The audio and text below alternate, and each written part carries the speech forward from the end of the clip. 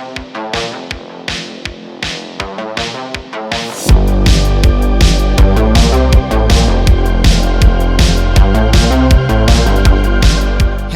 have you had a good Christmas? Welcome along to Diecast Restos. I'm Jason, and this edition is a commission build that I've put together in the summer, and I've had to wait until now to release it. That's because it is a Christmas present for viewer Dave's father Howie. Howie works for the Asda supermarket here in the UK as a home delivery driver. Dave wanted to gift a miniature replica to his dad, but the only thing that is available even close to his van is this Corgi Ocado van, a rival grocery home delivery company. There are some key differences between the two vans, which I'll address as we begin the dismantling phase. Ocado commissioned Corgi to produce this 1:64 scale replica home delivery van as a promotional item. These first became available in around 2022. While the sticker design work has been removed from this example Dave sent over to me to work on, the artwork has varied since its introduction.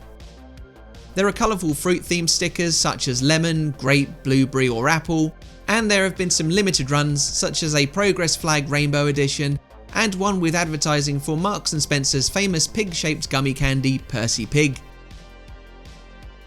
While this van doesn't have it, they are equipped to run with a pull-back and go motor attached to the rear axle. This whole dismantling process was a journey of discovery. I found that the box section was cast metal, as I'd previously thought it might have been plastic. I also found out that the cab and rear section connect quite high up. You may have noticed from the picture of Howie's van earlier that the roof lines of the vans are different.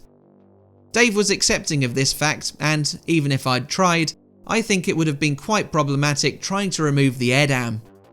Removing it would have also caused issues for the point where the two metal parts connect behind the cab. If that was the only limiting factor, I would perhaps have given it a go. But there were others too, which I'll come to shortly.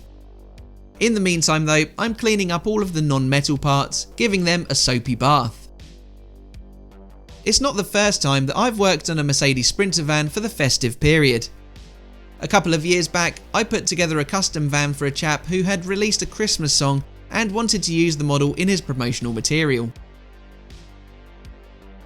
Before this build, I treated myself to a new high quality photo printer, so the decals on this should look far better.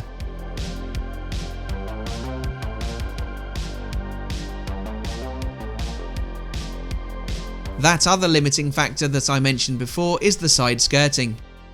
While I could get a more authentic appearance without it, the model simply wouldn't function. The rear doors and rear panel are reliant on it being in place. That said, the rear doors aren't essential. That's due to Howie's Asda van having access to the rear compartment from the passenger's side only. As you will see with the decals later, the right side and rear of the storage section are solid. Again, artistic liberty will need to be taken due to the way Corgi constructed this model. I'll do my utmost to get it looking as close as possible, entirely cosmetically. So my plan is to basically paint the rear section white. Despite the old Ocado wording being quite visible through the primer, it won't matter in the long run as I'll be affixing decals right over the top of it. It's a similar story for that rear lower panel too. As for the side skirt, I'll paint that black to keep it nice and anonymous.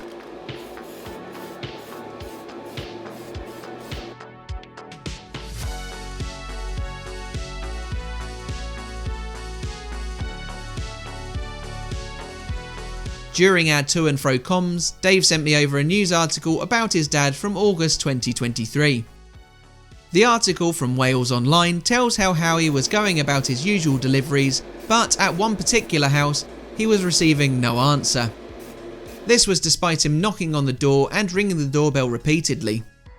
These types of home delivery are booked in slots, and you really need to be at home to accept what will generally be perishable groceries, so Howie called the contact phone number for the customer.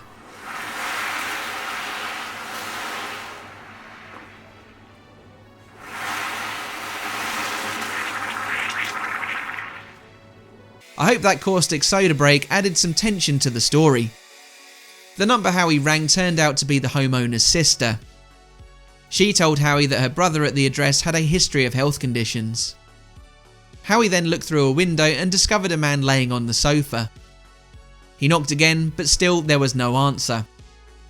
Undeterred, Howie checked for another entry point, and sure enough, the back door of the property was open. Howie entered and found the man unconscious. He tried to rouse him while the man's sister phoned for an ambulance. Howie, a former aviation engineer and RAF veteran of 10 years, previously did battlefield first aid training while serving. He said that he tried to shake and talk to the man, but initially he didn't respond. He continued before the man's eyes flickered and he began to moan. Howie then put him in the recovery position.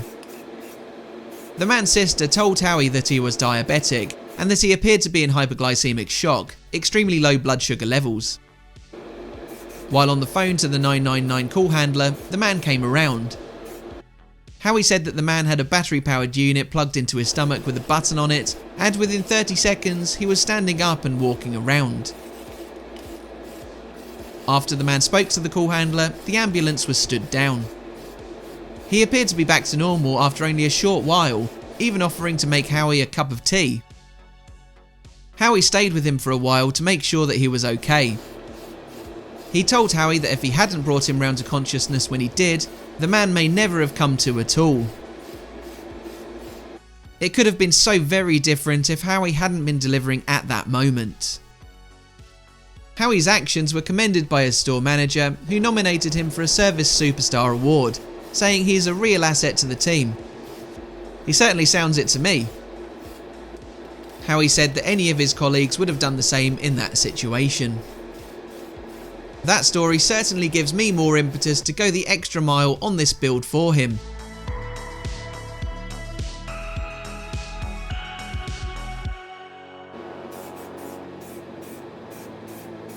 So while I've been recounting that news article, I've stripped the paint from the metal parts and buffed them up and coated them in primer. Then I have started applying a touch of colour, including white to the rear doors and main compartment, silver to the rear lighting panel, which I'm now detailing a little, gifted luminous Asda green to the cab, and provided a clear coat for the rear doors, rear panel and now the rear compartment. The casting appears to be of a pre-facelift second generation Mercedes-Benz Sprinter van. The facelift occurred in 2014, aging this as a 2006 to 2013 model. This replaced the first generation Sprinter van, which had been around since 1995. Sprinters have been rebadged over the years as Dodge or Freightliner Sprinters and Volkswagen Crafters. The third generation arrived in 2019, and with Howie's being a 2021 model, it means I have to make this older van look newer with some deft detailing touches. That mostly translates to cake it in black paint to recreate those chunky bumpers.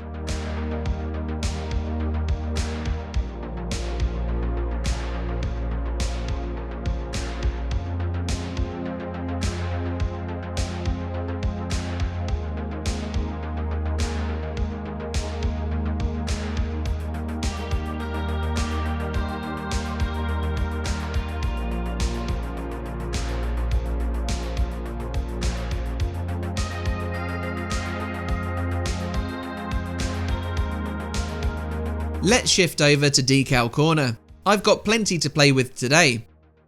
I've printed some photorealistic headlight decals to make it look quasi 2021 spec. Essentially, it'll have the new bumpers with the old headlights due to working with the existing casting lines. I couldn't afford to stretch to a white ink printer when I bought my new one, so you'll probably pick up on those shade differences between the letter spacing. No matter how many times I tried, I could never perfectly match that Tamiya green. With the cab looking about done, we move on to the rear compartment. The pictures Dave sent over of Howie's van were absolutely spot on, without even needing to ask. I got square front, sides and rear photos, meaning I edited those, scaled them down and printed them out. You'd be surprised how difficult it is to find good photos of Asda vans perfectly lateral online.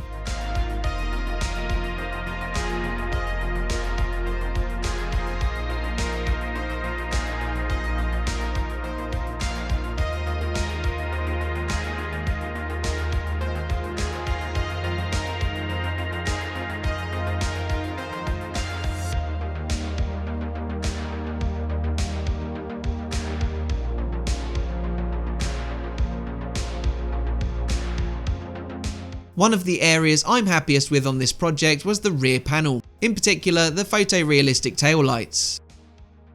They conform to the moulding lighting shape perfectly, and I think that they look the part. What's your favourite? It's not quite done yet, but be sure to leave a comment to let me know what you think.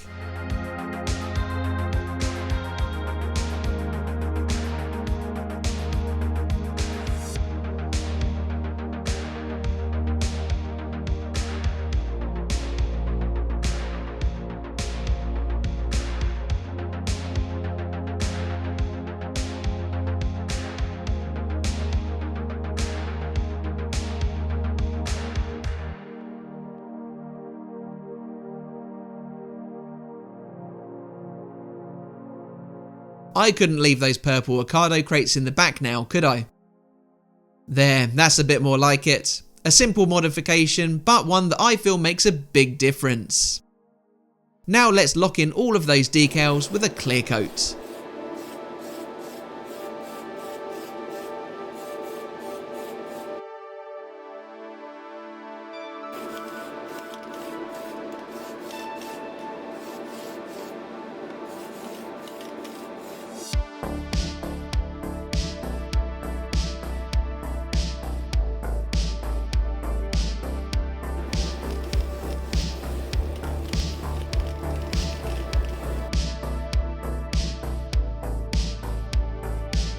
I apply the final small touches of colour, shading and gloss after the clear coat, as I found that on occasion the Mr. Hobby top coat that I use has caused them to run. I think it's just a reaction to the Sharpie more than anything, but I like the effect that they produce, so my options are limited. After another coating of chrome for the mirrors, I run over the lighting fixtures with some ammo wet effects.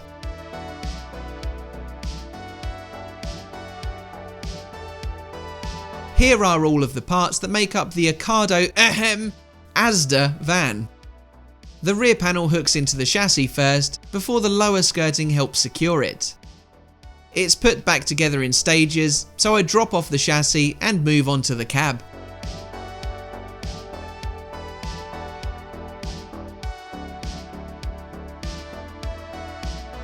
I reintroduce the cab's window piece first, before I grab the interior and slot that in.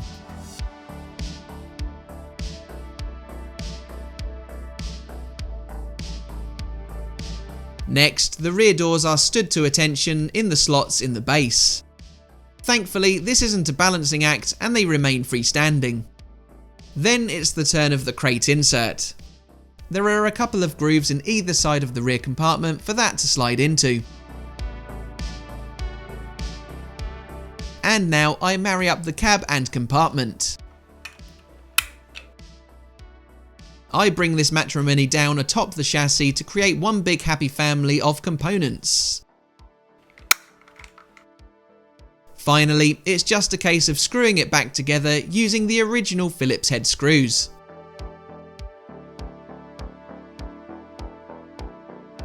Here was how the Ocado van was once looking in its rival gang colours. Dave sent me this model, which was looking a bit worse for wear. He wanted me to convert this Ocado branded van into an Asda delivery van for his dad Howie. There aren't many of these delivery style vans about, and the way it is made meant it was difficult to stray far from its original construction. So I went purely cosmetic for this project, and here are the fruits of my labour. Green was the order of the day for this transformation, with its vivid cab teamed with photos of the real van driven by Howie plastered across the sides and rear. I spent quite a bit of time modernising the front of the casting due to it being based on a pre-2013 van. I leaned into the model's design by utilising the rear doors, recolouring the crates held within, and tried to keep that lower skirting simple and unnoticed by painting it black. I'm pleased with how the decals came out, particularly on that rear panel. The main thing though is I hope that Howie likes it. But dear viewers, tell me your thoughts down below too. It's my last scheduled video release of 2025, so I'd just like to say thank you for watching this video, especially if you have liked, commented or interacted in any way during the course of the year. So happy new year and I'll see you in the next one. Bye for now.